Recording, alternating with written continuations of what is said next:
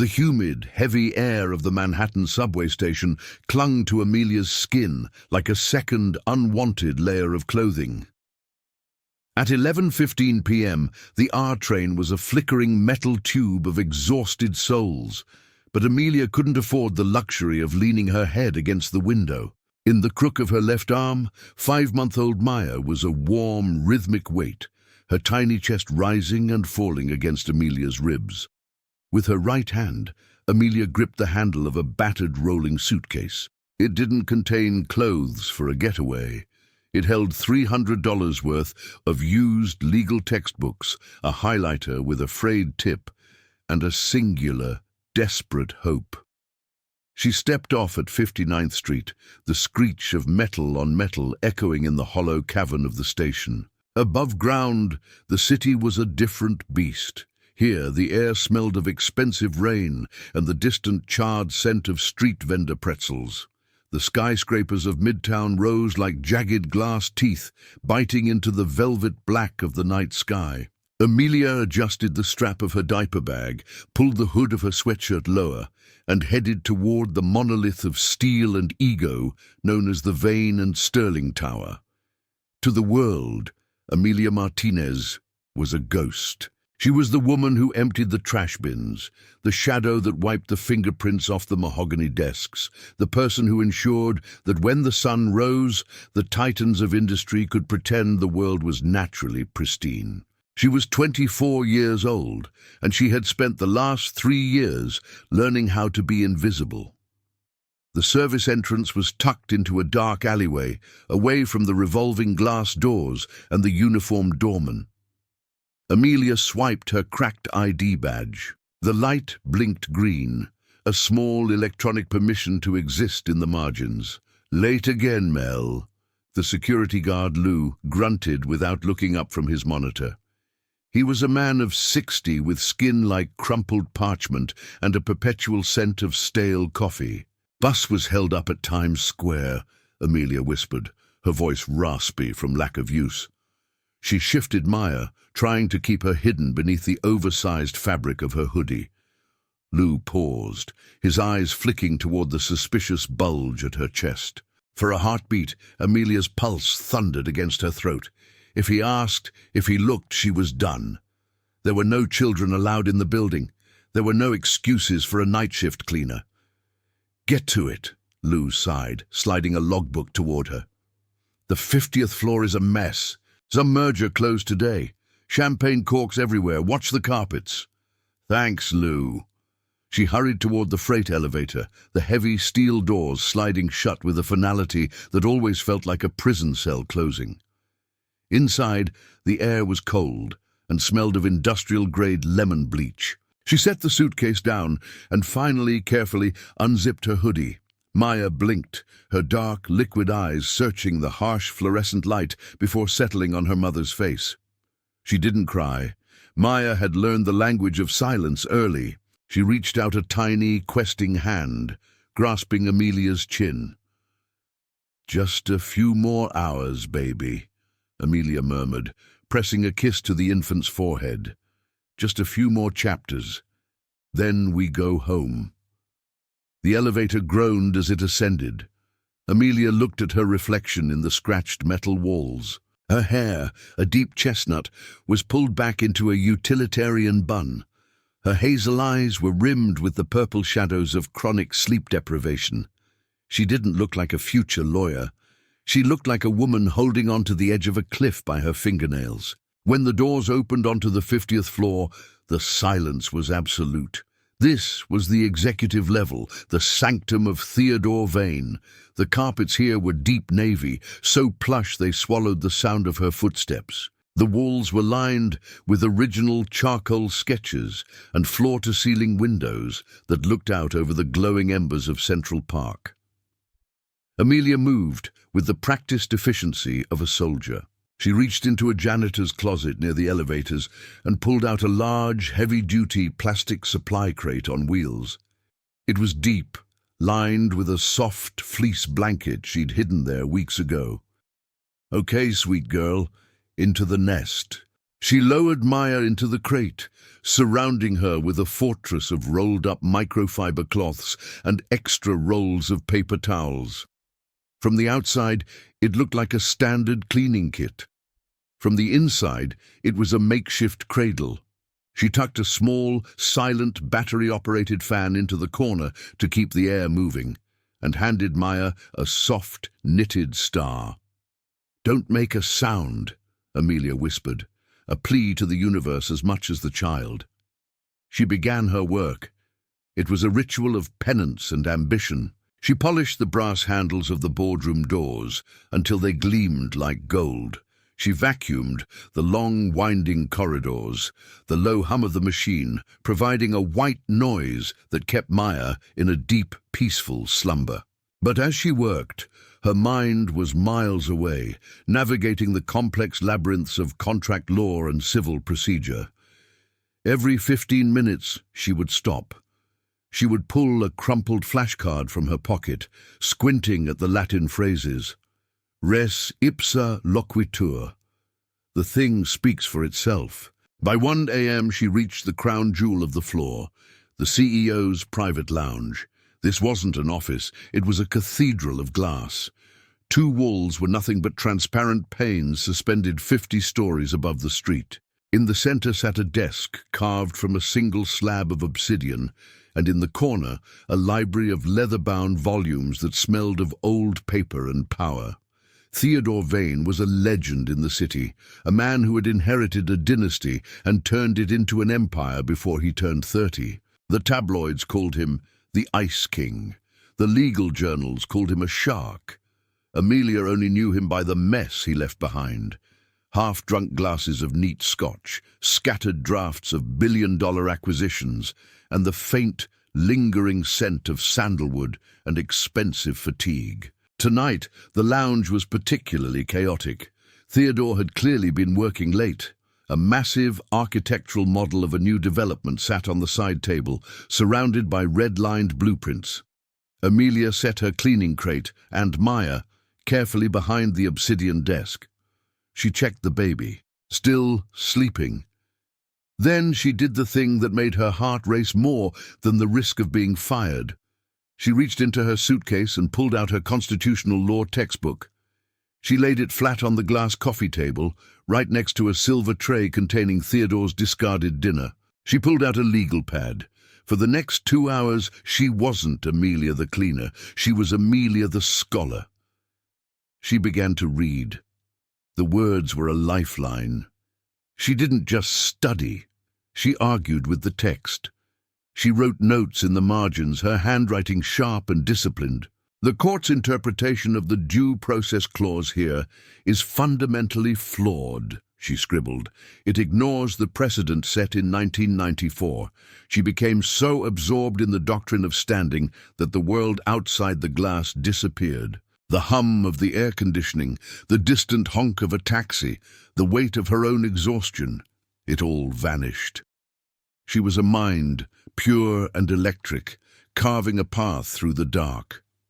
She reached for a highlighter, but her hand paused. Her eyes fell on a document Theodore had left on the table. It was a draft of a closing argument for a high-profile intellectual property case.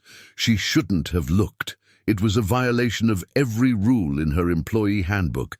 But the logic was clumsy. Theodore Vane, the brilliant litigator, had missed a glaring loophole in the 3rd paragraph regarding prior art. Without thinking, driven by a decade of repressed intellect, Amelia picked up a stray pencil from the table. She circled the paragraph.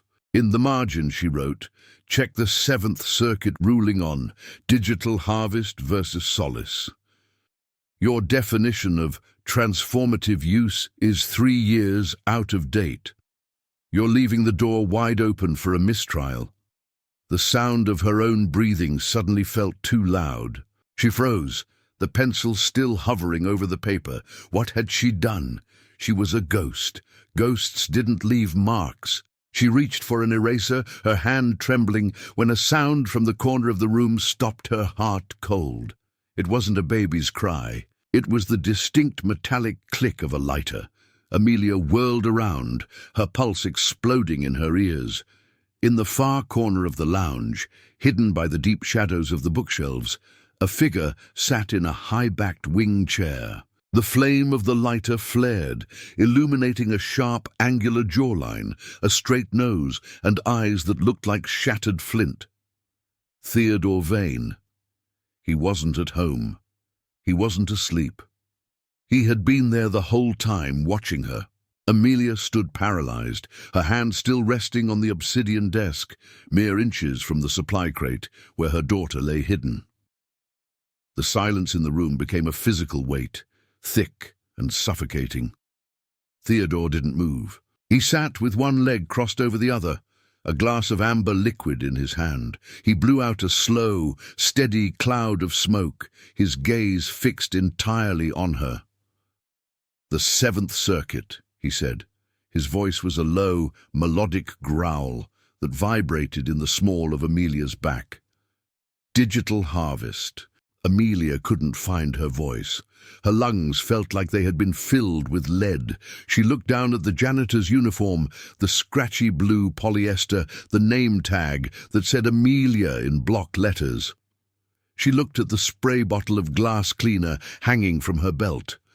I'm sorry, sir," she stammered, her face flushing a deep, hot crimson. The table was... I'll leave." She reached for her textbook, trying to shove it into her suitcase with frantic, clumsy movements. "Leave it," Theodore commanded. It wasn't a shout, but the authority in his tone was absolute. Amelia stopped. She stood behind the desk, her head bowed, waiting for the inevitable. She waited for him to call security. She waited for the lecture on boundaries. She waited for the end of her life. Theodore rose from the chair. He was taller than he looked in photographs, broad-shouldered and lean, moving with a predatory grace that made the air in the room feel thinner. He walked toward the glass table, his eyes never leaving her. He stopped at the table and looked down at the notes she had written on his draft. He spent a long time reading them. The only sound was the distant rhythmic thump-thump of the elevator cables somewhere in the core of the building. "You're the one," he said quietly, almost to himself. Amelia looked up, confused. "Sir?" "For 3 weeks, I've been coming back to my desk to find my research organized," he said, turning to look at her. "Someone has been cross-referencing my filings while I sleep. Someone has been leaving bookmarks in my copies of the Federal Reporter." He stepped closer, crossing into the light. He looked at her not as a servant, but as a puzzle. "I thought it was one of the junior associates trying to earn a partnership. I didn't think it was the woman who cleans the floors at 2 good a.m. I shouldn't have touched them," Amelia whispered, her voice breaking. I'm studying for the bar. I couldn't help it. The logic was... It was bothering me." Theodore's eyebrows shot up. "Bothering you?" "It was inconsistent," she said, a spark of her natural defiance flickering through her fear. "You were arguing for a strict constructionist view in the first half of the brief, then pivoting to a living document theory in the second. You can't have both. Not if Judge Miller is presiding. He hates inconsistency." Theodore stared at her. For the first time in his life, he looked genuinely stunned. He looked down at the textbook on the table, constitutional law, cases and materials. "Where do you go to school?" he asked. "I don't," she said, her throat tight. "I'm self-studying. I can't afford the tuition. I'm taking the exam as an apprentice track candidate." Theodore took another step toward her. He was now so close she could smell the scotch, the sandalwood, and a deep, underlying scent of rain-soaked pavement. He reached out, his fingers hovering over the spine of her textbook. "You're doing this alone." "I have to," she said. At that moment, the worst thing that could possibly happen, happened. From the depths of the plastic cleaning crate behind the desk, a small, soft whimper erupted, then a gasp. Then a full, healthy, unmistakable baby's cry. Amelia felt the world tilt. She lunged for the crate, her hands diving into the microfiber cloths to scoop up a startled Maya. She held the baby to her chest, rocking her frantically, her eyes wide with terror as she looked at Theodore. Theodore froze. His gaze dropped from Amelia's face to the infant in her arms. He looked at the cleaning crate, then back at the woman in the polyester uniform. The silence that followed was no longer intellectual. It was visceral. It was the sound of a secret being ripped open. "Is that a child?" Theodore asked, his voice devoid of its usual clinical edge. "Please," Amelia begged, tears finally blurring her vision. "Please don't call Lou, don't tell HR. I have nowhere else to put her. My sitter moved out of the city and I have the bar exam in 4 months. I just need to keep this job until then. I'll go. I'll leave right now. You won't ever see us again." Maya continued to cry, a high-pitched, demanding sound that echoed off the expensive glass walls. Amelia tucked the baby's head under her chin, whispering frantic comforts, her body trembling with the force of her heart's drumming. Theodore didn't move. He didn't reach for the phone. He didn't call security. He simply watched them. He watched the way Amelia's hands, despite her shaking, were incredibly gentle. He watched the way the baby calmed instantly at the sound of her mother's heartbeat. He looked at the obsidian desk, the billion-dollar blueprints, and then at the woman who was fighting for her life in the middle of his lounge. "You rocked the stroller with your foot," he said, his voice barely a whisper. Amelia blinked through her tears. "What?" "I've seen you through the glass partitions," he said, gesturing toward the executive suite. "For the last week, I thought you were just restless. I didn't realize you were rocking a child." He walked over to the window, looking out at the city. The lights of Manhattan stretched out like a fallen galaxy. "The invisible labor," he murmured. He turned back to her. His face had returned to its usual unreadable mask, but his eyes were different.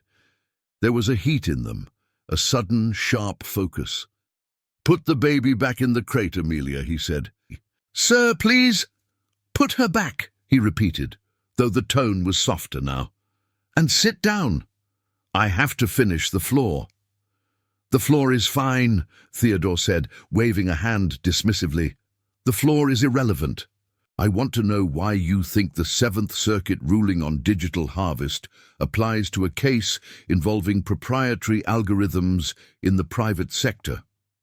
Amelia stared at him, her mouth slightly open. Maya had settled into a soft gurgle, her tiny hand gripping Amelia's shirt. "Sit," Theodore said, gesturing to the chair opposite his desk, the chair usually reserved for governors, CEOs, and senior partners. Amelia hesitated, then slowly, carefully, lowered Maya back into her fleece-lined nest. She smoothed the baby's hair, took a deep, shuddering breath, and sat down. The leather of the chair was cool and smelled of success. It felt like an insult to her uniform. Theodore sat across from her. He leaned forward, resting his elbows on the obsidian. "Talk to me, Amelia," he said. "Show me the law through your eyes." The clock on the wall chimed 2 a.m. Outside, the world was dark and indifferent, but inside the glass cathedral, for the first time in her life, Amelia Martinez was no longer a ghost. She was being seen. And as she began to speak, her voice gaining strength with every word, she didn't see the CEO. She saw a man who was as lonely as she was exhausted. She saw a man who was starving for a real conversation in a world of echoes. Theodore Vane listened. He didn't interrupt. He didn't look at his phone. He watched the way her eyes lit up when she spoke about the 14th Amendment. He watched the way she used her hands to illustrate the boundaries of a legal jurisdiction. He realized, with a jolt of something that felt dangerously like admiration, that she was better at this than he was. She didn't have the polish, the pedigree, or the expensive suits, but she had the fire. She had the raw, unadulterated hunger of someone who knew that knowledge wasn't just power, it was survival. When she finally finished her point, she sank back into the chair, the adrenaline leaving her in a sudden, crashing wave of fatigue. She looked at her watch. I have to go," she whispered. "The sun will be up soon. I have to get Maya home before the morning shift arrives." Theodore stood up. He walked her to the janitor's closet, watching in silence as she packed away her books, her baby, and her dreams into the rolling suitcase and the plastic crate. He reached out and held the door of the freight elevator open for her. "Amelia," he said as she stepped inside. She looked up, her face pale in the harsh light. "Your notes on the 7th Circuit," he said. "They were right. I was being lazy." He let the door close. Amelia stood in the descending elevator, her heart hammering against her ribs. She looked down at Maya, who was fast asleep again. She looked at her hands, still smelling of lemon bleach. She didn't know then that the world had already shifted. She didn't know that Theodore Vane was standing in his lounge, looking at the spot where she had sat, holding a pencil she had left behind, as if it were a holy relic. She only knew that for 1 hour, at the top of the world, she hadn't been a cleaning lady. She had been a lawyer. And as the elevator hit the ground floor, and she stepped out into the cold grey light of a Manhattan dawn, Amelia Martinez didn't feel like a ghost anymore. She felt like a storm. The next night, Amelia arrived at the tower with a knot of dread in her stomach. She expected Lou to stop her. She expected her ID to be deactivated. She expected the police. But Lou just nodded. "Floor 50 is clear, Mel. CEO says he's working late. Stay out of his way." Amelia's heart leapt. Stay out of his way. That was a permission she could handle. She went straight to the 50th floor. She set Maya up in her crate. She began to clean. But when she reached the private lounge, she stopped. On the obsidian desk, there was a single, pristine white envelope. On the front, in elegant, sharp handwriting, was one word: Amelia. Inside was a key card, a gold one. It gave her access to every floor, every library, and every restricted database in the firm. And tucked behind the card was a sticky note. The 9th Circuit just released a new opinion on the fair use of metadata. I find it derivative. Tell me why I'm wrong. T. Amelia looked at the note, then at the vast, empty lounge. She looked at the glass walls, the city beyond, and the baby sleeping in the crate. She picked up a pen. "You're not just wrong, sir," she wrote, a smile finally breaking across her face. "You're being arrogant.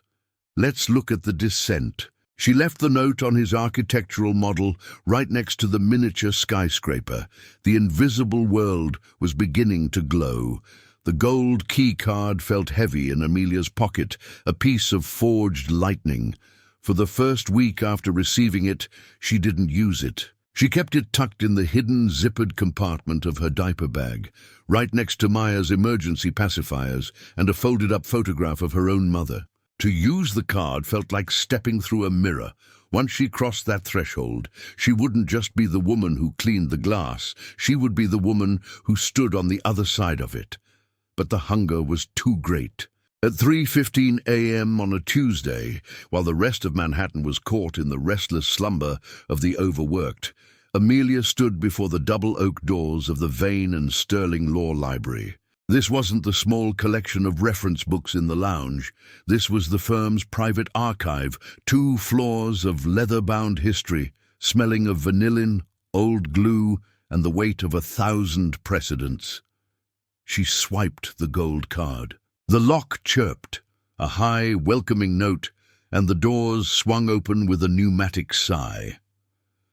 Amelia stepped inside, pushing the supply crate containing Maya.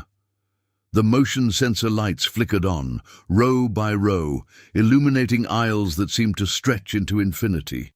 She felt a lump form in her throat. To someone like Theodore Vane, this room was a tool, perhaps even a burden.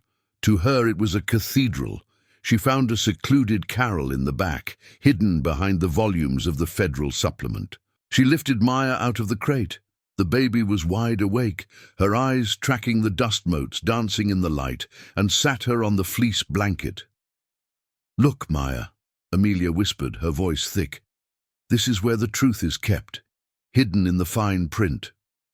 She didn't start with her textbooks. She went to the M section. She looked for the case that had ended her father's career and, subsequently, his life. Martinez versus Southwestern Haulage. 10 years ago, a massive logistics company had crushed a small, family-owned trucking business through predatory litigation and a loophole in interstate commerce laws. The lead counsel for the corporation had been a young, ruthless partner at Vane and Sterling named Alistair Sterling. She found the records. She touched the embossed names on the spine. Her fingers trembled. This was why she was here, not just to survive, but to understand the language of the people who had erased her family with a signature. An hour later, she returned to the 50th floor to finish her rounds. When she entered the private lounge, she found her janitor's cart had been moved. On the obsidian desk sat a fresh, steaming cup of espresso from the executive machine and a small rectangular box wrapped in grey paper. She approached it warily. She set Maya's crate down and picked up the note resting on top of the box. "The library has a blind spot in the northeast corner of the second level. If the baby wakes up, the acoustics there will swallow the sound. Also, you're using a 0.5-meter ballpoint pen for your annotations. It's inefficient for margin notes. Try this." Amelia opened the box. Inside was a Namiki Falcon fountain pen, a masterpiece of black resin, and a 14-karat gold nib. It was a tool of precision, worth more than her monthly rent. She looked at the espresso. The steam rose in a delicate ribbon, smelling of dark chocolate and expensive mornings. She took a sip. It was bitter, intense, and perfect. She pulled a sticky note from her pocket, a neon yellow square that felt garish against the obsidian. "I don't need charity, Mr. Vane. I need a better understanding of chevron deference, and the espresso is too strong. Amelia." She left the note stuck to the corner of his monitor. The dialogue began in earnest then. It was a relationship built on the architecture of silence. They never spoke in person. Theodore made sure to be gone or hidden by the time she reached his inner sanctum, but the desk became a battlefield of ideas. Theodore would leave a draft of a motion for summary judgment. Amelia would return it the next night, bleeding red ink. She didn't just correct his grammar, she attacked his strategy. "You're relying too heavily on the good faith exception here," she wrote one night, her handwriting flowing more smoothly thanks to the gold-nibbed pen. "If the opposition brings up the 2018 ruling in State versus Thorne, your entire argument for admissibility collapses. You're building a house on sand because you're too arrogant to check the tide." The next night she found his response, "I checked the tide." Thorne was overturned on appeal last Thursday. "You're working with a 2023 textbook. The world moves faster than your syllabus, Amelia. Check the database on the library's 4th terminal. Password, Invictus." She felt a surge of heat in her chest, not of anger, but of the thrill of the chase. He was pushing her. He was treating her like an adversary, not a project. The physical toll, however, was beginning to show. Amelia was living on 4 hours of broken sleep. Her days were a blur of feeding Maya, washing cloth diapers in the bathtub of her cramped studio, and staring at law modules until the words blurred into grey streaks. One evening, as she was preparing to leave for her shift, Maya developed a fever. The infant was flushed, her cries thin and jagged. Amelia sat on the edge of her bed, the weight of the world pressing down on her shoulders. She couldn't call out of work. The night shift crew was skeletal, and any absence was scrutinized. She couldn't afford a doctor until her paycheck cleared on Friday. She wrapped Maya in a damp cloth, tucked her into the crate with a bottle of pumped milk, and headed to the tower. That night, the 50th floor felt hostile. The hum of the vacuum cleaner was a drill in her skull. She moved slowly, her joints aching. When she reached the lounge, she didn't even open her textbooks. She sat on the floor next to the supply crate, resting her head against the obsidian desk, listening to Maya's labored breathing. "I'm sorry, baby," she whispered, her eyes closing. "I'm so sorry." She woke up 2 hours later to the sound of a soft footfall. She bolted upright, her hand instantly reaching for the crate. The lounge was dim, illuminated only by the rhythmic pulse of the city lights outside. Theodore was standing by the window. He wasn't wearing his suit jacket. His white shirt was unbuttoned at the collar, his sleeves rolled up to reveal forearms, corded with the tension of a man who didn't know how to rest. He didn't look at her. He was looking at the crate. "She's sick," he said. It wasn't a question. Amelia stood up, smoothing her uniform, her heart hammering. It's the teeth, or a cold. I have it under control." Theodore turned. The moonlight caught the silver in his hair, the deep lines of exhaustion around his mouth. "You're trembling, Amelia." "I'm fine." He walked over to the desk. He didn't stop until he was a foot away. The air between them was electric, thick with the things they had only said in ink. Up close, he didn't look like the Ice King. He looked like a man who was drowning in his own life. He reached into his pocket and pulled out a small amber glass bottle. "My sister has 3 children. She swears by this. It's organic, no alcohol. It will bring the fever down." He set it on the desk. "I can't take that from you," Amelia said, her voice trembling. "It's for the child," he snapped, the old authority returning for a moment. "Not for you." He paused, his gaze softening as it landed on her face. He saw the dark circles under her eyes, the way she was leaning against the desk for support. "Why are you doing this?" he asked quietly. "You have the mind of a senior partner. You could have taken a loan. You could have gone to a mid-tier school and been top of your class. Why are you cleaning my floors at 4 a.m. with a sick baby in a plastic box?" Amelia looked at the bottle of medicine. She looked at the gold pen in her pocket. The truth, heavy and bitter, finally spilled out. "Because the law isn't a game for me, Mr. Vane. It's the thing that took everything from my father. He owned a small company. He was a good man. But he didn't understand the fine print. He didn't understand that people like Alistair Sterling could use words to turn a life's work into a liability." Theodore's expression went stone cold at the mention of Sterling. "My father died with a debt he couldn't pay and a name that had been dragged through the mud," Amelia continued, her voice rising. "I'm not here for a career. I'm here because I'm going to learn every single weapon you people use, and I'm going to make sure it never happens to someone like him again. I don't want a loan. Loans are just another way to be owned. I want to owe no one."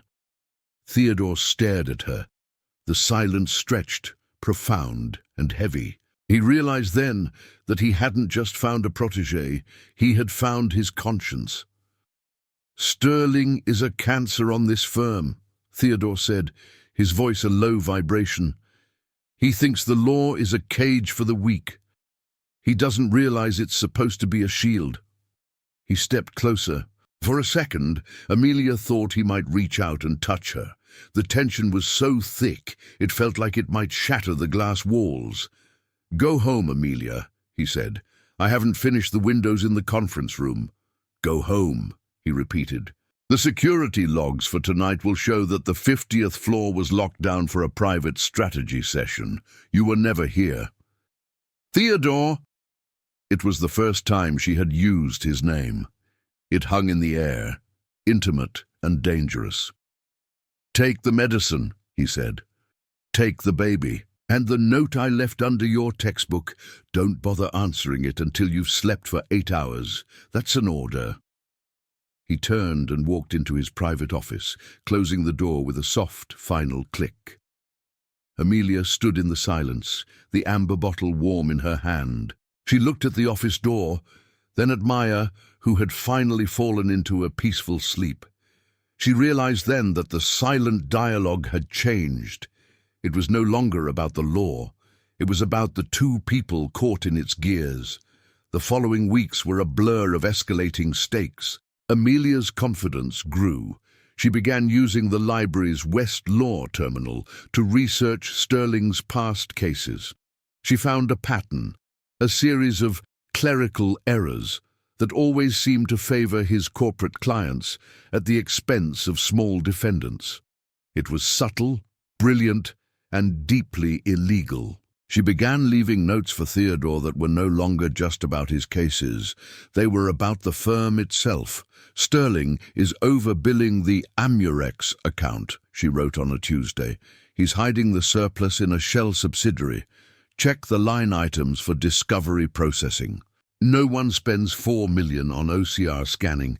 2 nights later, she found a response. "I'm watching him, but I need more than a hunch. I need a smoking gun. Also, Maya is getting too big for that crate. Look in the supply closet." In the janitor's closet, Amelia found a top-of-the-line, ergonomic portable crib, disguised as a rolling laundry bin. It was lined with sound-dampening foam. He was protecting her, and in doing so, he was putting himself at risk. The tension of the near miss finally broke on a Thursday in late October. The firm was on edge.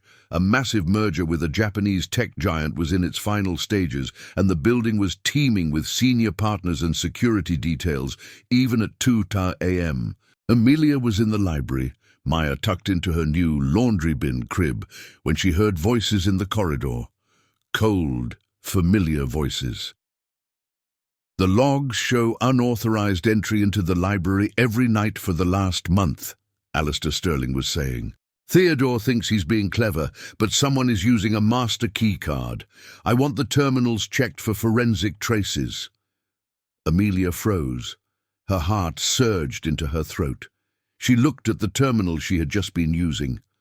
Her search history, Sterling, Alistair, misconduct, disbarment, was still on the screen. She couldn't just leave.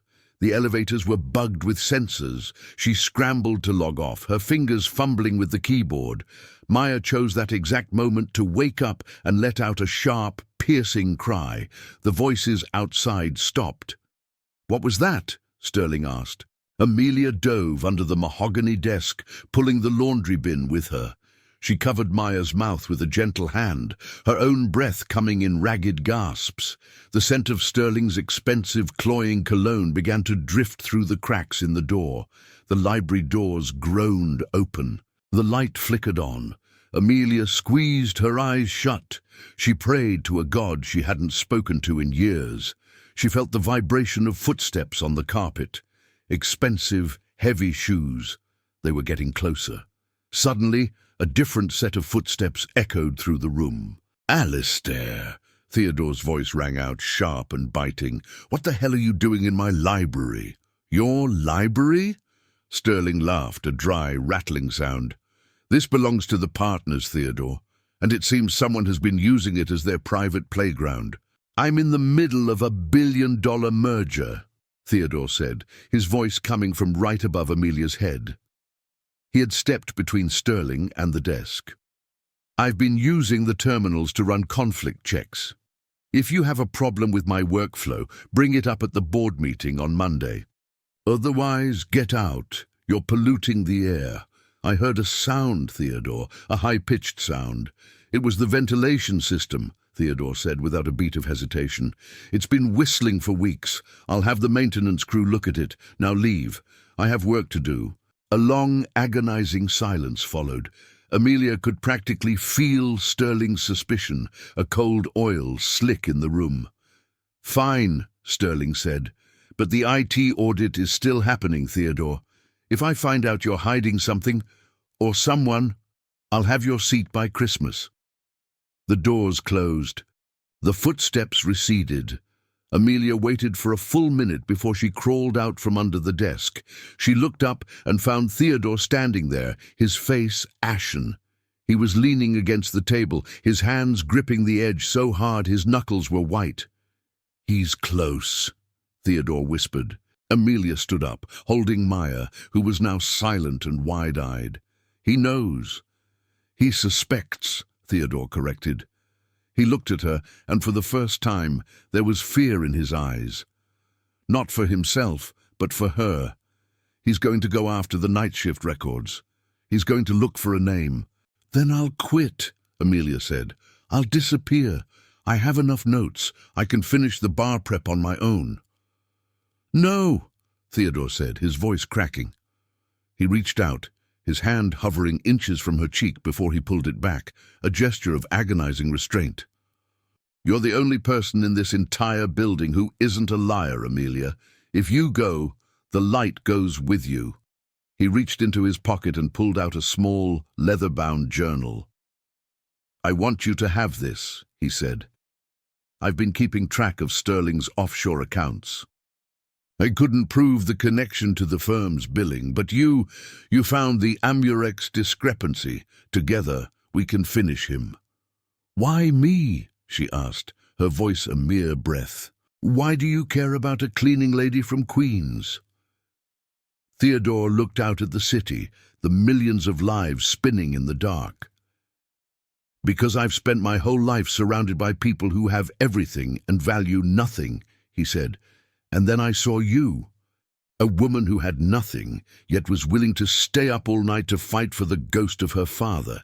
You're not a cleaning lady, Amelia. You're the most brilliant lawyer I've ever met, and I think I've been waiting for you my entire life. He didn't wait for her to answer.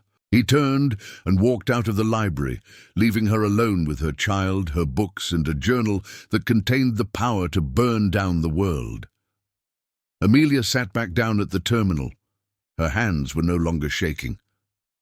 The silent dialogue was over. The war had begun. The next night, the lounge was empty. No espresso, no box. Instead, there was a single large piece of white cardstock resting on the obsidian desk. On it, Theodore had written a single question in his bold, elegant hand. Why are you cleaning floors, if you can think like a Supreme Court justice? Amelia picked up her gold-nibbed pen. She didn't think about the law. She didn't think about Sterling. She thought about the man who stayed awake just to hear her thoughts. Because the floors need to be clean for people to see their own reflections, she wrote, and because I wanted to see if anyone would ever look down and see me. She paused, her heart racing. Then she added a final line. You looked. She left the note in the center of the desk, right where the sun would hit it in the morning. As she pushed Maya's laundry bin crib toward the elevator, she felt a change in the air. The ghost relationship was solidifying into something real, something physical. The intellectual love that had bloomed in the margins of legal briefs was becoming a fire that could no longer be contained by sticky notes and silence. But as the elevator doors closed, she didn't see the shadow standing in the far corner of the hallway. Alistair Sterling stood in the dark, watching the floor indicator descend. He held a camera in his hand. On the digital screen was a grainy infrared image of a woman in a blue uniform pushing a laundry bin that was clearly holding a child. He smiled. It was a cold, predatory expression. The invisible world was about to collide with the light of day, and Amelia Martinez was about to find out exactly what it cost to stand beside a king. The sun rose over Manhattan like a cold, antiseptic blade, cutting through the smog and the secrets of the night. For Amelia, the dawn was no longer a relief. It was a deadline. She stood at the window of her fifth-floor walk-up in Astoria, holding a lukewarm cup of instant coffee. Below, the street was beginning to stir. The rhythmic rattle of the elevated train, the distant angry bark of a delivery truck driver, the smell of exhaust and burnt sugar from the bakery on the corner. In her hand, she gripped the gold-nibbed pen Theodore had given her. It felt like a relic from another dimension. In the light, Amelia was a statistic. She was a single mother in a rent-stabilized apartment with a peeling ceiling and a radiator that clanked like a dying giant. She was the woman who counted pennies at the bodega for a gallon of milk. But in the dark, she was the shadow architect of the city's most powerful legal mind. The duality was beginning to tear her apart. She looked down at Maya, who was lying on a patchwork quilt on the floor, grasping at her own toes. Maya was 5 months old now, her features sharpening into a miniature version of the father Amelia tried to forget, a man who had promised the world and delivered nothing but a mountain of debt and a disappearing act. "We're almost there, Maya," Amelia whispered, though she didn't know if she was lying. Her phone buzzed on the laminate countertop. It was a restricted number. "Hello?"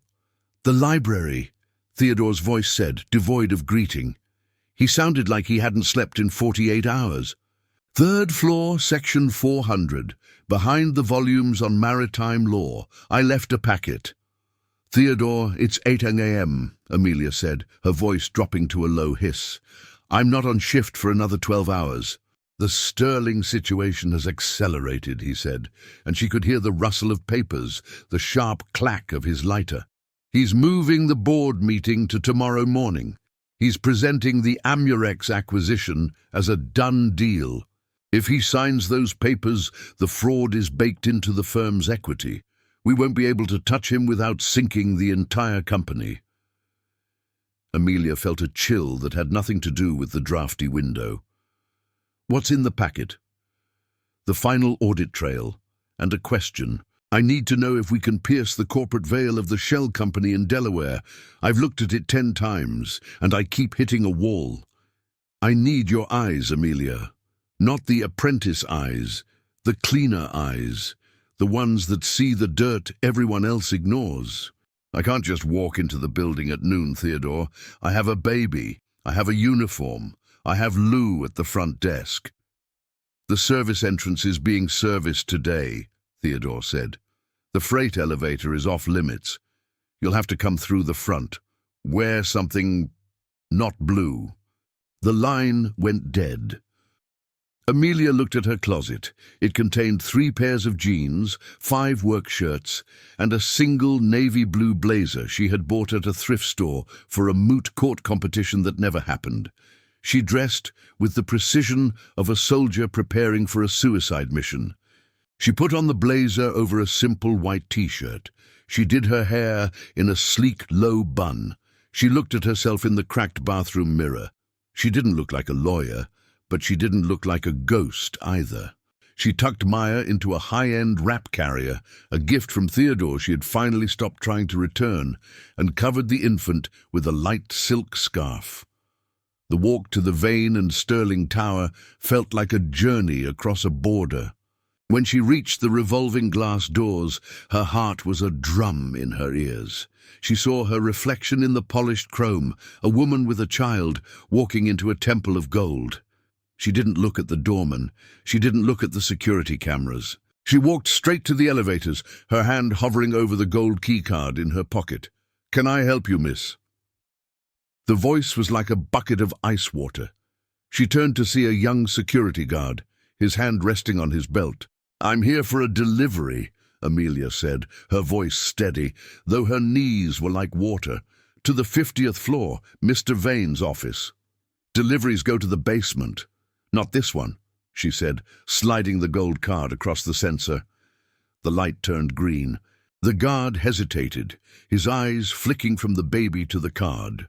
The gold card was a myth in this building. It meant the holder had the authority of the CEO himself. He stepped back, nodding stiffly.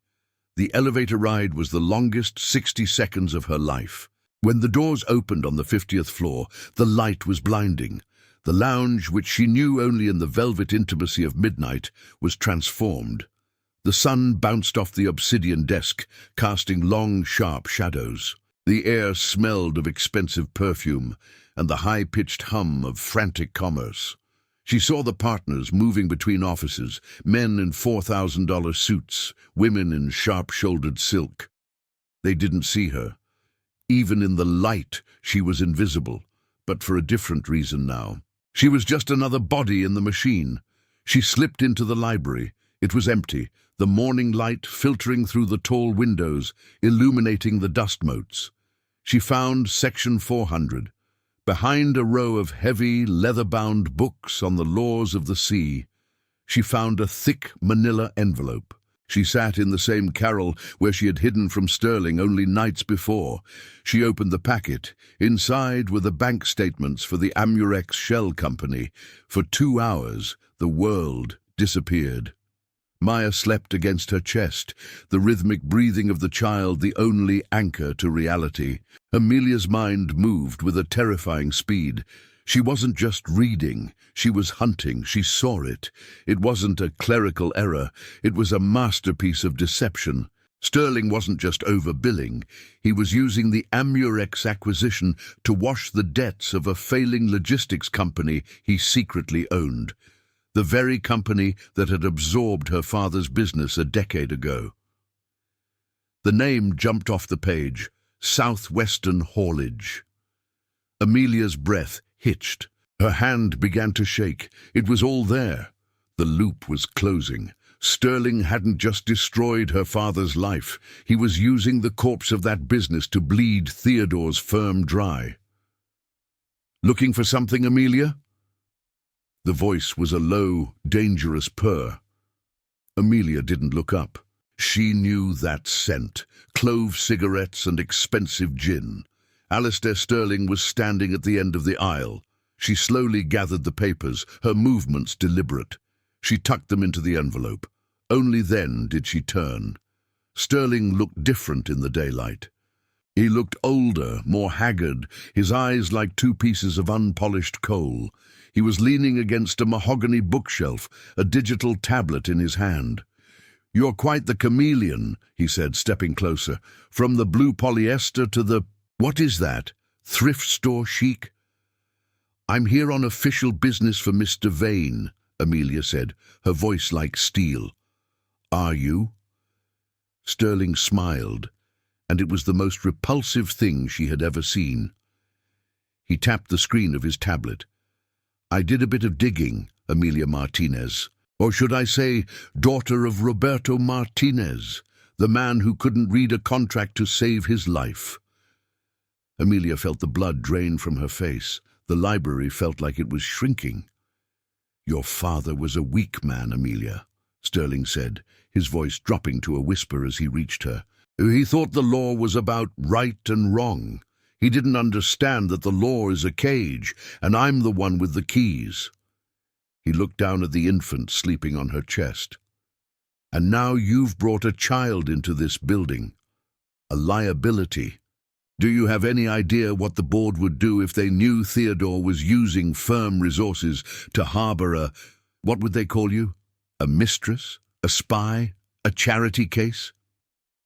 "He's not harboring me," Amelia said. "He's listening to me, something you're clearly incapable of." Sterling's eyes flashed with a sudden, violent anger. He reached out and gripped her arm, his fingers digging into the fabric of her blazer. "You think you're clever because you can cite a few cases? You're a janitor, Amelia. You'll always be a janitor. And tomorrow morning, I'm going to make sure Theodore Vane follows you into the gutter. Get your hands off her." Theodore was standing at the entrance of the library. He didn't look like he was in a billion-dollar merger.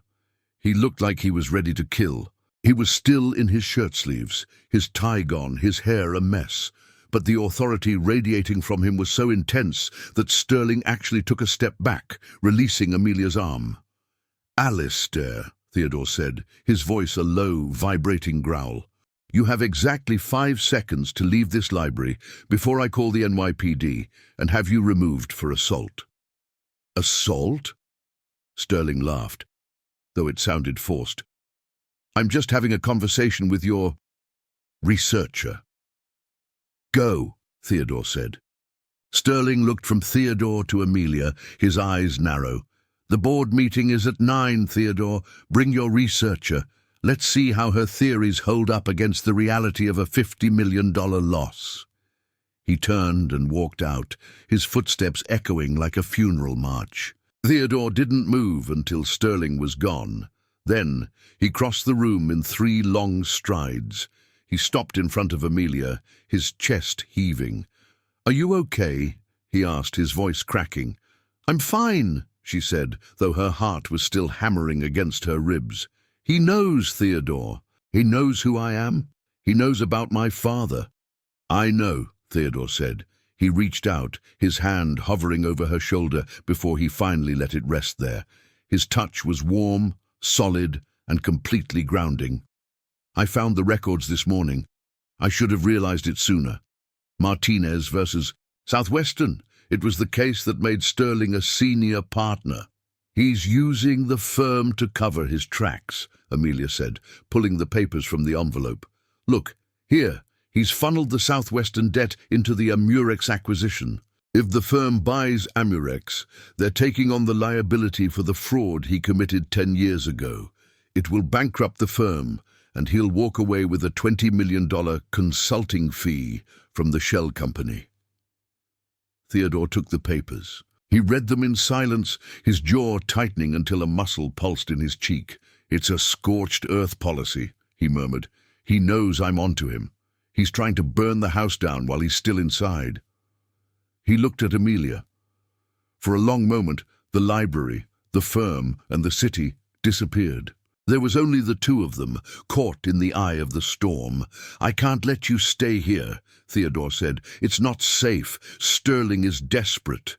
"I'm not leaving," Amelia said. "He destroyed my father. I'm not going to let him do the same to you." "Amelia!"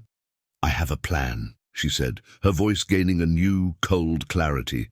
"But I need 48 hours. I need access to the firm's encrypted server in the basement, and I need you to keep him occupied." Theodore looked at her, really looked at her. He saw the woman who had survived the shadows of Queens, the woman who had taught herself the law while scrubbing toilets, and the woman who was currently holding a child and $1 billion secret. 48 hours, he said. The next 2 days were a descent into a specific kind of madness.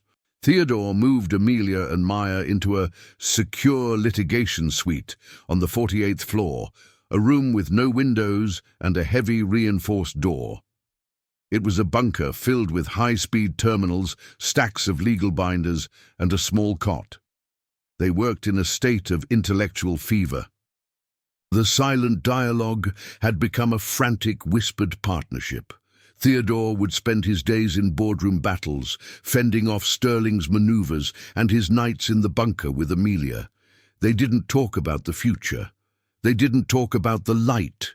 They only talked about the law. The Delaware statute on piercing the veil requires proof of alter ego status, Theodore said at 3 a.m. on the second night. He was sitting on the floor, surrounded by printouts, his back against the wall. "We have it," Amelia said, not looking up from her monitor. Her eyes were bloodshot, her fingers flying across the keys. "I found the digital signature on the Amurex Incorporation papers. It wasn't Sterling's. It was his wife's maiden name, but the IP address matches the terminal in his private office." Theodore looked at her. The blue light of the monitor reflected in her hazel eyes, making them look like cold fire. "You found the smoking gun," he whispered. "I found the entire arsenal," Amelia said. She turned in her chair. The exhaustion hit her then, a physical weight that made the room tilt. She leaned back, her head hitting the headrest. Theodore stood up. He walked over to her, his movements slow and cautious. He stopped behind her chair. "Amelia," he said. "Why did you refuse the research assistant job?" She opened her eyes. He was looking down at her, his expression unreadable. "Because I didn't want to be another thing you bought," she said, her voice a mere breath. "Everything in your world is an acquisition, Theodore. The buildings, the people, the laws. I wanted to be the one thing you couldn't own." Theodore reached out. This time he didn't pull back. He brushed a stray lock of hair from her forehead. His fingers were shaking. "I don't want to own you, Amelia," he said, his voice thick with a sudden, raw emotion. I want to be worthy of you." The air in the small room became heavy, saturated with a tension that had been building since that first night in the lounge. The space between them was no longer a professional distance. It was a vacuum, pulling them together. Theodore leaned down. His face was inches from hers. She could smell the coffee, the sandalwood, and the terrifying scent of a man who was finally letting go of his pride. "I've spent 10 years in this building," Theodore whispered, "and I never felt like I was home until I saw you rocking that stroller in the dark." Amelia reached up, her hand landing on the back of his neck. His skin was hot, his pulse thundering. "Theodore," she breathed. He kissed her. It wasn't a cinematic kiss. It was desperate, clumsy, and filled with the frantic energy of two people who knew the world might end at dawn. It tasted of salt and coffee and a decade of suppressed longing. For a heartbeat, the bunker was the only place in the universe. No law, no sterling, no debt. Just the friction of skin and the shared gasp of recognition. But the universe had other plans. A sharp, rhythmic banging erupted on the door of the suite. "Theodore, open this door!" It was Lou's voice, but it was panicked. Theodore pulled away, his eyes wide. He smoothed his shirt, his breath coming in ragged gasps. He looked at Amelia, a silent apology in his gaze, before he walked to the door and cracked it open. "Lou, what is it?" "Security sweep, Mr. Vane," the old guard said, his voice trembling. "Sterling brought in an outside firm, a private agency. They're doing a sweep for unauthorized personnel on every floor. They have a warrant from the board." "They can't do that," Theodore said. "They're already on 49, sir. They'll be here in 5 minutes." Theodore slammed the door. He turned to Amelia. "The files," he said, his voice cold and professional again. "Are they encrypted?" "Yes, but they're not backed up." "Give me the drive," he said. Amelia yanked the USB drive from the terminal. She looked at Maya, who was sleeping peacefully in the laundry bin crib. "We have to go," Theodore said. "Now, there's a service staircase behind the server room. It leads to the parking garage. Theodore, if they catch us together—" "They won't," he said. He grabbed his jacket, but he didn't put it on. He handed it to Amelia. "Put this over the baby. Cover the bin." Below it, they moved through the darkened corridors of the 48th floor like ghosts. The silence was gone, replaced by the distant echoing shouts of men in heavy boots and the sharp electronic chirp of security scanners. They reached the service staircase. The air was cold and smelled of concrete and stale grease. They descended in silence, the only sound the rhythmic thud-thud of Theodore's shoes and the soft rattle of the laundry bin wheels. They reached the garage. The space was a vast, echoing cavern of luxury cars and shadows. Theodore's black sedan was parked in the corner, its headlights cutting through the gloom. "Get in," he said, opening the back door for her. "What about you?" "I have to go back," he said. "If I'm not at that board meeting in 2 hours, Sterling wins by default. I have to present the evidence." "You can't go back there alone," Amelia said, gripping his arm. "He'll have you arrested for obstruction." Theodore looked at her. He reached out and touched Maya's hand, a gesture of surprising tenderness. "I'm the CEO of this firm, Amelia," he said. "I've spent my whole life learning how to survive in the light. You stay here, lock the doors. If I'm not back by noon, take the drive to the district attorney. Don't go back to your apartment. Go to the address I wrote on the back of the envelope." He leaned in and kissed her one last time, a brief, hard pressure on her lips that felt like a promise and a goodbye. "Why are you doing this?" she whispered. "Because you were right," he said, stepping back into the shadows. "The floors need to be clean for people to see their own reflections. And I finally like what I see." He turned and walked toward the elevators. Amelia sat in the back of the sedan, the gold-nibbed pen gripped in her hand, the baby silent beside her. She watched the elevator indicator, 48, 49, 50. The duality of light was over. The collapse was beginning. And as the sun hit the glass of the Vane and Sterling Tower, Amelia Martinez realized that she wasn't hiding anymore. She was waiting for the walls to fall. The air in the basement parking garage of Vane and Sterling was a tomb, cold, smelling of ancient damp concrete and the sharp metallic tang of leaking oil. Amelia sat in the back of Theodore's sedan, the leather upholstery unnervingly soft against her rough polyester uniform. In her arms, Maya was a warm, heavy weight, the infant's rhythmic breathing the only thing keeping Amelia from shattering into 1,000 jagged pieces. She stared at the elevator bank. The numbers glowed in a silent, mocking countdown. 49. 50. Up there, in the cathedral of glass and mahogany, the world was ending. She could feel the vibration of it through the building's steel skeleton. Theodore was walking into a lion's den, and his only weapon was a story about a woman who cleaned his floors. Amelia reached into her pocket and pulled out the USB drive. It was a small plastic thing, no larger than a thumb, yet it held the weight of 2 lifetimes. It held the truth about her father's death and the truth about Sterling's corruption. But as she gripped it, she felt a sudden, sickening wave of imposter syndrome. Who was she to think she could take down Alistair Sterling? She was a woman who lived in a 1-bedroom apartment with a radiator that leaked. She was a woman whose hands were permanently stained with the scent of lemon bleach. She looked down at her work boots, scuffed and worn, resting on the floor mats of a car that cost more than she would earn in a decade.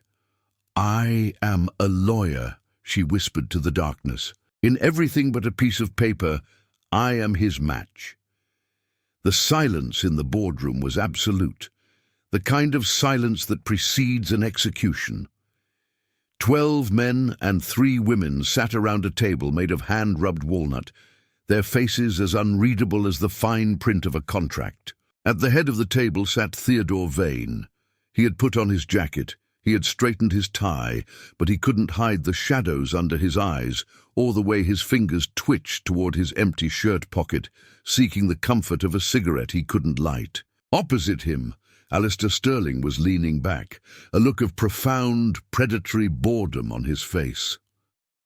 "Theodore," said Arthur Sterling, Alistair's uncle and the firm's founding partner. His voice was like dry parchment rubbing together. "We are here to discuss the Amurex acquisition. It is a $50 million move, and yet I'm told by Alistair that you have been distracted." Theodore didn't blink. "Distracted is a word used by those who don't understand the depth of the due diligence I've been performing, Arthur." "Due diligence?"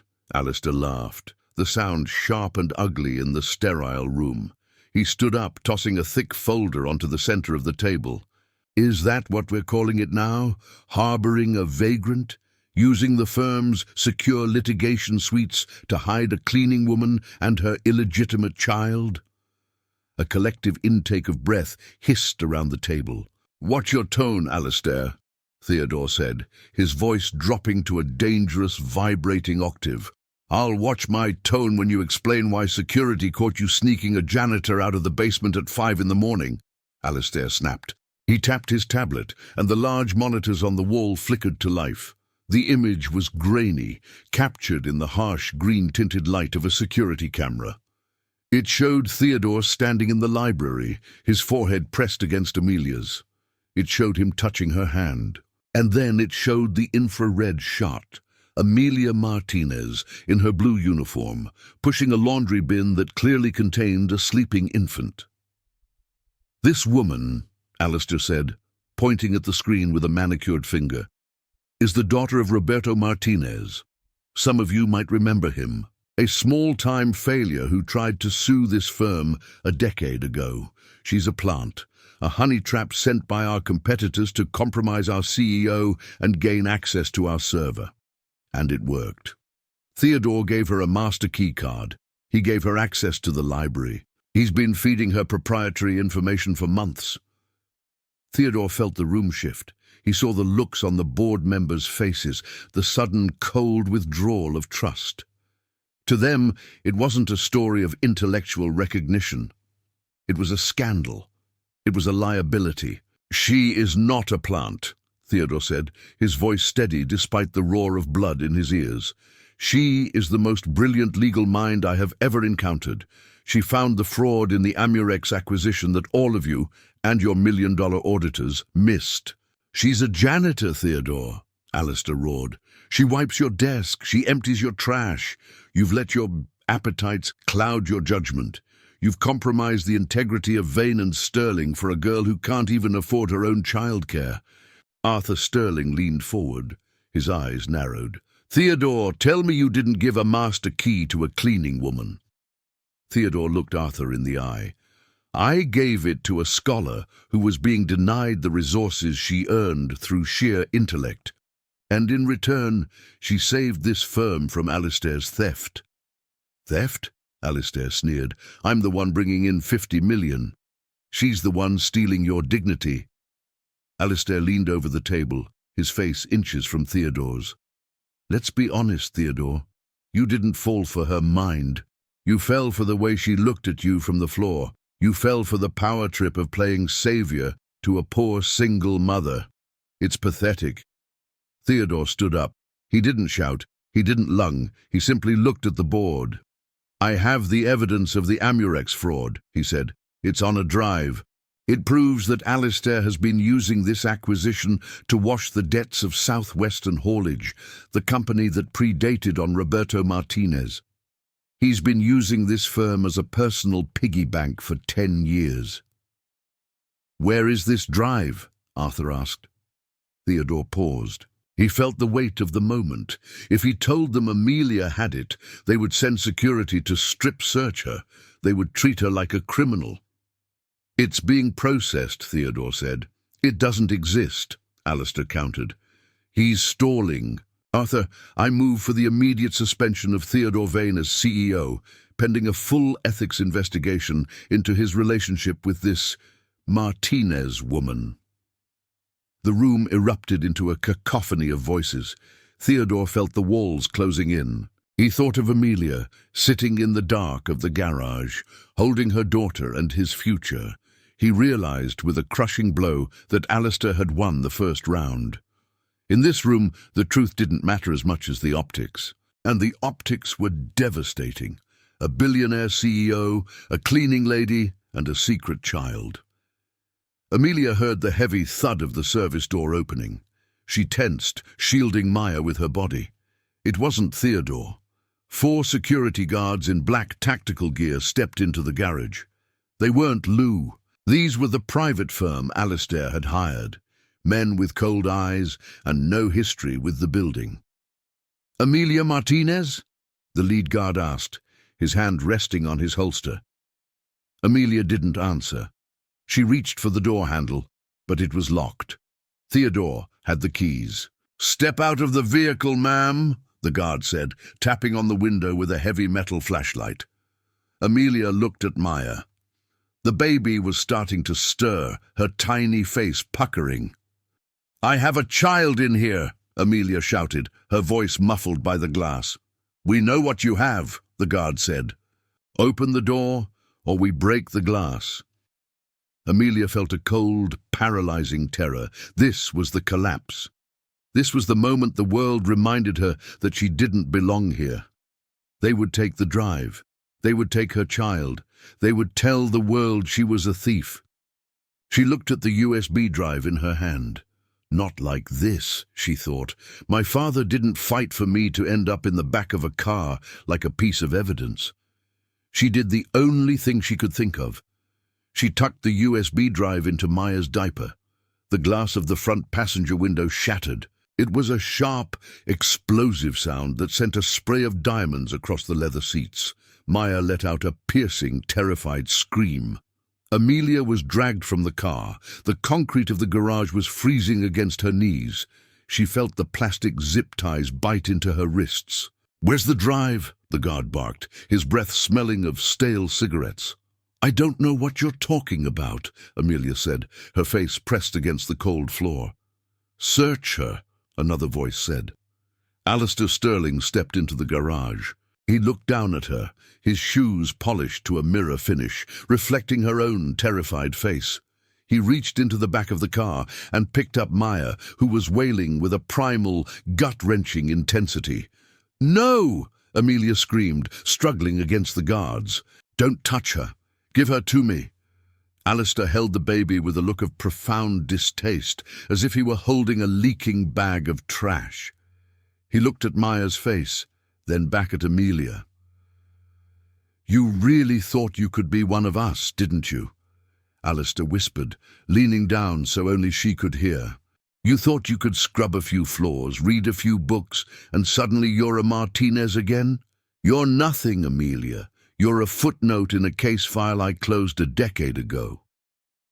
He handed the screaming baby to a guard. "Take the brat to the holding room. Call social services. Tell them we found an abandoned child in a secure area." "No! Theodore!" Amelia's voice broke, a raw, jagged sound that echoed through the empty garage. "Theodore is gone, Amelia," Alistair said, straightening his suit. "He's being escorted from the building as we speak. You're alone. And by the time the sun goes down, everyone in this city will know you as the woman who tried to blackmail a billionaire." 2 hours later, Amelia was sitting in a windowless room on the basement level. Her wrists were raw from the zip ties, which had finally been replaced by a pair of metal handcuffs attached to a ring in the table. She was alone. They had taken Maya. The silence in the room was worse than the screaming. It was a thick, suffocating silence that felt like the end of the world. She had failed. She had lost her daughter, her future, and the man who had finally seen her. The door opened. It wasn't a guard. It was Theodore. He looked like he had been through a war. His jacket was gone. His shirt was torn at the shoulder, and there was a dark bruise forming along his jawline. He was flanked by 2 guards, but he moved with a frantic, desperate energy. "Amelia," he breathed, rushing to the table. "Maya," she gasped, her voice nearly gone. "Theodore, they took her. They called the state. They said she was abandoned." Theodore grabbed her hands, his grip so tight it hurt. "I know. I'm handling it. I've called the best family lawyers in the state. They're at the precinct now. They won't touch her, Amelia, I promise you." "Alistair." "He has the board," Theodore said, his voice flat. "They've suspended me. They've launched a criminal inquiry. They're painting you as a spy, Amelia. They're saying you stole the Amurex files to sell them to the competition." Amelia looked at him, her eyes filling with hot, bitter tears. "I'm sorry, Theodore. I should have never come here. I should have stayed in the shadows." "Don't you dare say that," Theodore snapped, his eyes flashing with a sudden, fierce light. "This is what they do. They try to make you feel small so you'll stop fighting. They want you to believe that your mind doesn't matter because of where you started. But they're wrong." He leaned in, his forehead touching hers. "Did they find the drive?" Amelia shook her head. "It's with Maya." Theodore let out a short, hysterical laugh. "In the diaper?" "In the diaper." Theodore pulled back, a grim smile playing on his lips. "Then we still have a chance.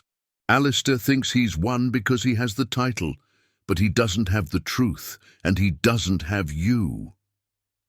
"Theodore, you're losing everything," she whispered. "Your firm, your reputation, your family's legacy." "It's not a legacy if it's built on a lie," he said. He reached into his pocket and pulled out a small, crumpled piece of yellow paper. It was the first sticky note she had ever left him.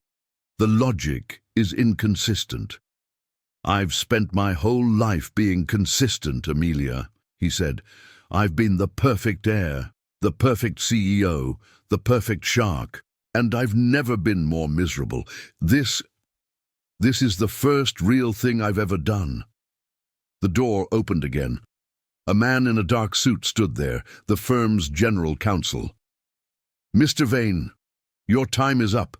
The police are here to take Ms. Martinez for questioning." Theodore stood up.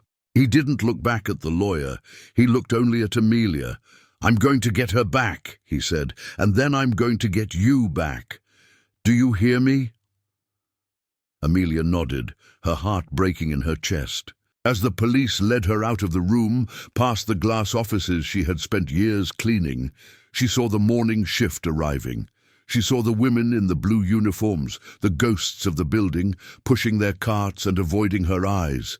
She saw the duality of light for what it truly was. It wasn't a barrier she had to cross. It was a system designed to keep her in the dark. But as the handcuffs jingled on her wrists, Amelia Martinez didn't lower her head. She looked at her reflection in the glass partitions. She saw the janitor. She saw the mother. And beneath it all, she saw the woman who had already won. She had been seen. And once you are seen, you can never be invisible again. The precinct was a blur of fluorescent lights and the smell of industrial floor wax, a scent Amelia knew too well. She was processed like a common criminal.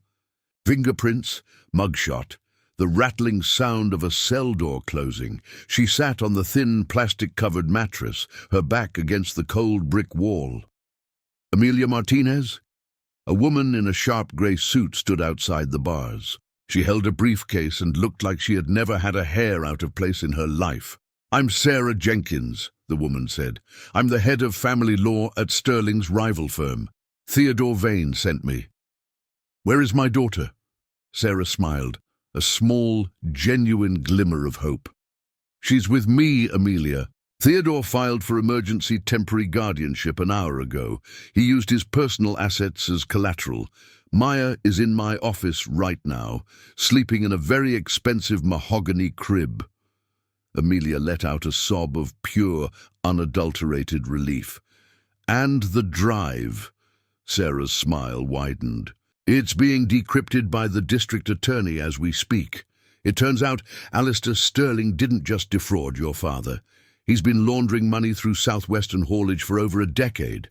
The Amurex deal was just the tip of the iceberg." Sarah leaned closer to the bars. "Theodore told me to tell you one thing." "What?" "He said the floors are finally clean and it's time for you to walk on them." Amelia looked at her hands. They were still stained with the ink of her studies and the shadows of the night.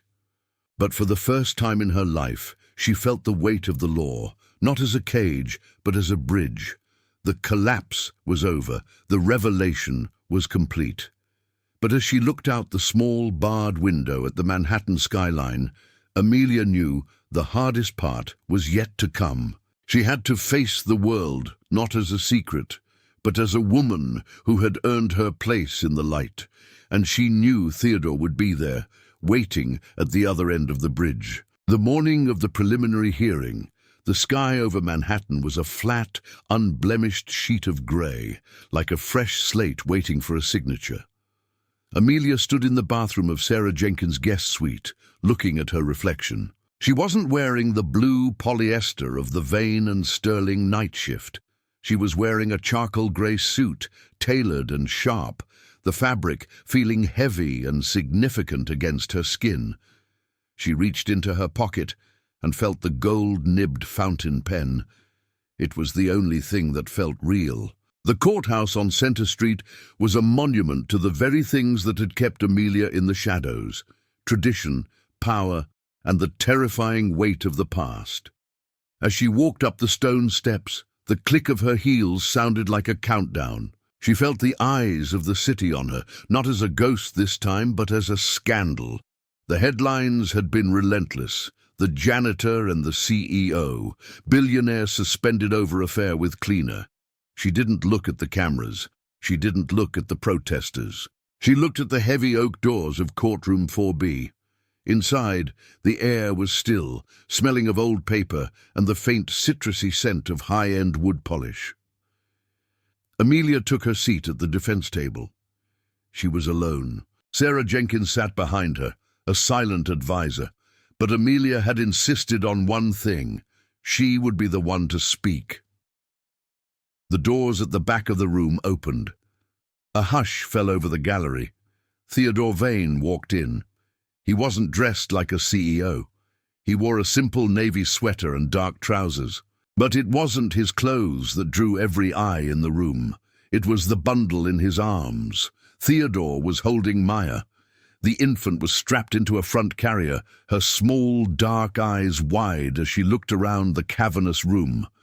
Theodore didn't go to the front. He didn't sit with the lawyers. He walked to the middle of the public gallery and sat down. He caught Amelia's eye and gave a single, slow nod.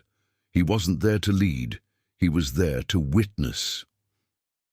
Alistair Sterling sat at the opposing table, flanked by a phalanx of the firm's most expensive litigators. He looked across at Amelia, his lip curling in a sneer of pure, unadulterated contempt.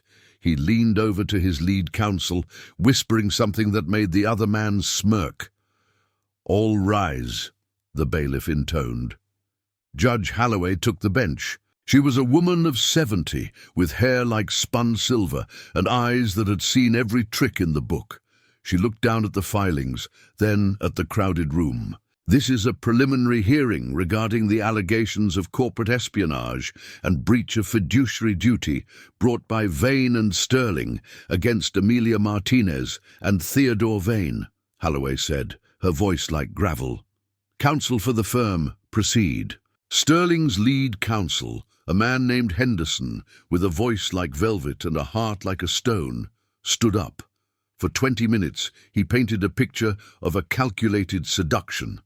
He spoke of Amelia as a predatory opportunist who had used her position as a cleaner to infiltrate the inner sanctum of the CEO. He showed the security footage of the library, the infrared shots of the baby, and the logs of the gold keycard. "This wasn't an intellectual partnership, Your Honor," Henderson said, gesturing toward the gallery where Theodore sat. "It was a security breach of the highest order. Ms. Martinez stole confidential files regarding the Amurex acquisition, files she intended to sell to the highest bidder." He sat down, looking satisfied. Amelia stood up. Her legs felt like they belonged to someone else, but her voice, when it came, was clear and cold. "Your Honor, I would like to move for an immediate dismissal of these charges based on the evidence of the Amurex files themselves. I would also like to introduce a secondary motion regarding the systemic fraud committed by Alistair Sterling during the acquisition process." Sterling's lawyer let out a dry laugh. "Your Honor, Ms. Martinez is not a member of the bar. She is a layperson with no standing to—" "I am a pro se litigant, representing my own interests in the espionage charges," Amelia interrupted, her voice gaining strength. "And as for the fraud, I am providing the testimony that the firm's own CEO was suppressed from delivering." She walked toward the podium. She didn't look at the notes she had prepared. She didn't need them. She had lived this law in the dark for 3 years. 10 years ago, Amelia began, her gaze fixed on Judge Holloway, this court presided over a case called Martinez versus Southwestern Haulage. My father, Roberto Martinez, lost everything because this firm, specifically Alistair Sterling, used a technical loophole in the alter ego doctrine to shield the parent company from liability. Alistair Sterling shifted in his seat, his face turning a mottled shade of red.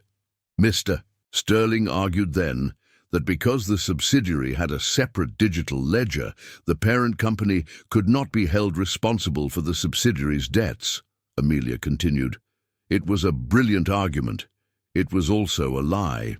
She reached for a remote on the podium, and the monitors on the wall flickered to life. It wasn't the security footage this time. It was a series of complex spreadsheets and digital signatures.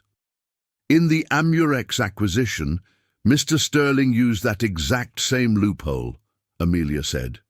He funneled $50 million of Vane and Sterling's equity into a shell company designed to pay off the debts of Southwestern Haulage, a company he still secretly controls through a trust in his wife's name.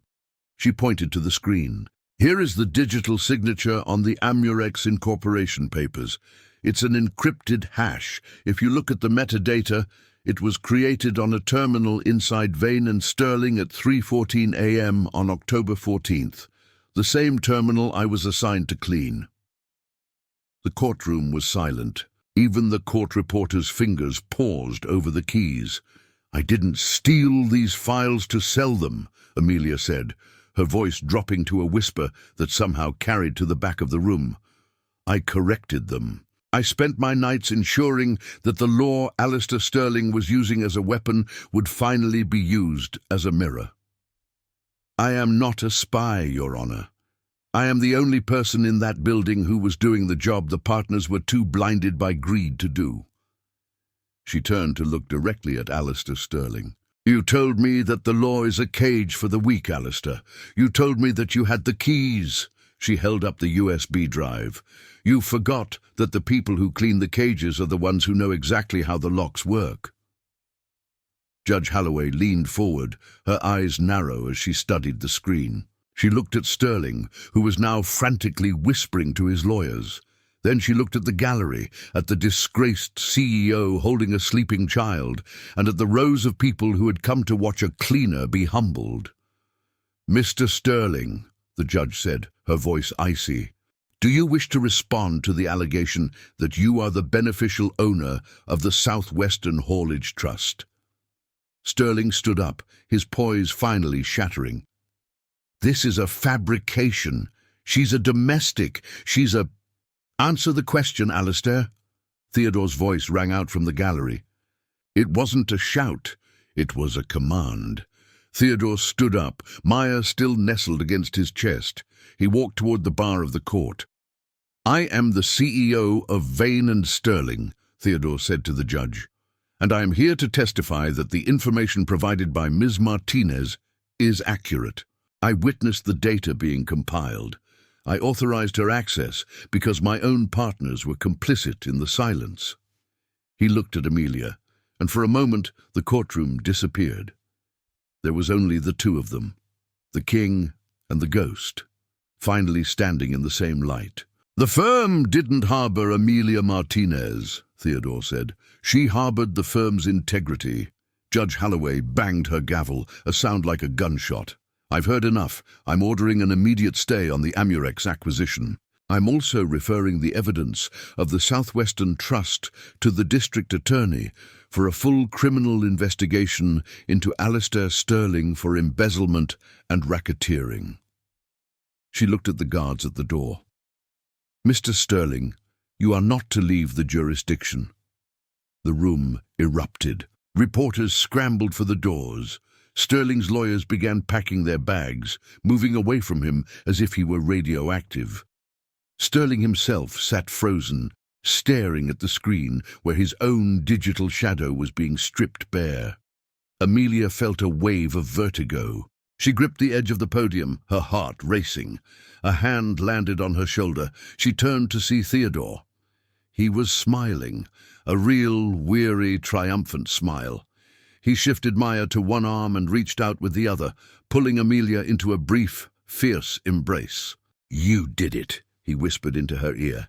"You didn't just win, Amelia. You rewrote the precedent."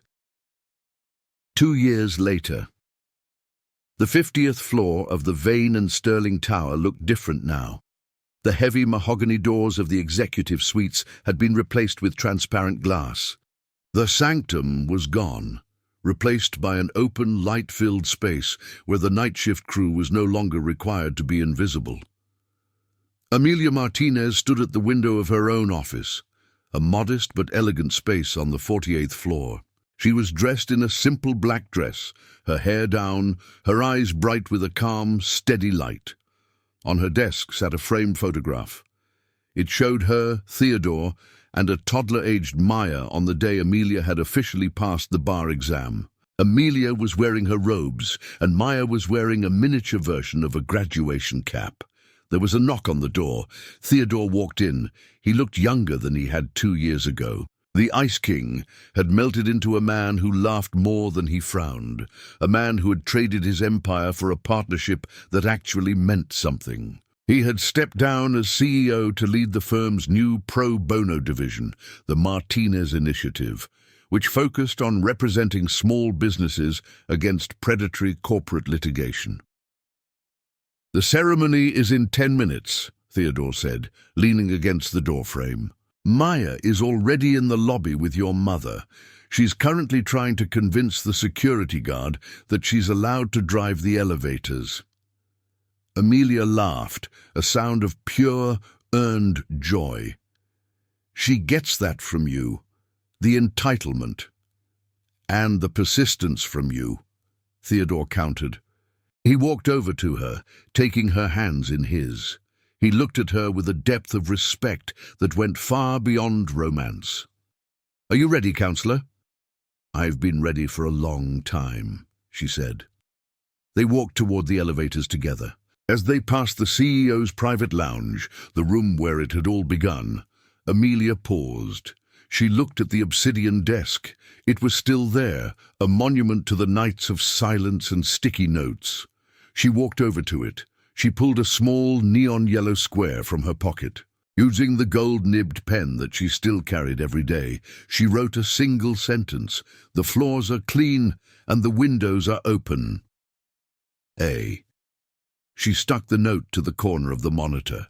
As they stepped into the elevator, the afternoon sun hit the glass walls of the tower, turning the entire building into a pillar of light. Amelia looked at her reflection in the glass. She didn't see a janitor. She didn't see a ghost. She saw a woman who had fought for her mind and won. She saw a mother who had built a world where her daughter would never have to hide. The elevator doors closed, and the glass law was finally beautifully broken. The story ended not with a princess being saved, but with a woman standing in her own light, her hand in the hand of the man who had been brave enough to look down and see her.